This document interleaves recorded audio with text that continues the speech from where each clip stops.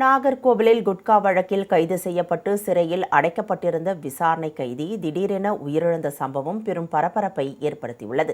கன்னியாகுமரி மாவட்டம் தாமரகுளம் அருகே தடை செய்யப்பட்ட குட்கா பொருட்களை விற்பனை செய்ததாக கூறி கடந்த 9ஆம் தேதி சபரிவர்மன் என்பவரை கைது செய்த காவல்துறையினர் அவரிடம் இருந்து 200 கிராம் குட்காவை பறிமுதல் செய்தனர். இதையடுத்து நீதிமன்றத்தில் ஆஜர்படுத்தப்பட்ட சபரிவர்மன் நாகர்கோவில் கிளை சிறையில் அடைக்கப்பட்டார். இந்நிலையில் இன்று காலை சபரிவர்மனுக்கு திடீரென உடல்நலக்குறைவு ஏற்பட்டதாக கூறப்படுகிறது. இதையடுத்து சபரிவர்மன் உடனடியாக மருத்துவமனைக்கு அழைத்து செல்லப்பட்ட நிலையில் அவர் உயிரிழந்ததாக தகவல்கள் வெளியாகியுள்ளன. முதற்கட்ட தகவலின் அடிப்படையில் மாரடைப்பு காரணமாக கைதி உயிரிழந்திருக்கலாம் என கூறப்படுகிறது.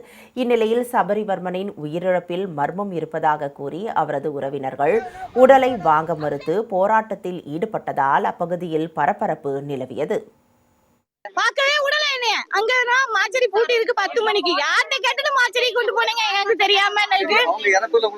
ஆமா சந்தேகம் இருக்கு. அவன் நல்லாதான் இருப்பான். அவன் ஒரு பிரச்சனையும் இல்ல. அவன் நல்லாதான் இருக்கான். உடம்புக்கு எந்த பிரச்சனையும் கிடையாது. அவன் அடிச்சு கொண்டாங்கன்னு எனக்கு டவுட் தான் இருக்கு.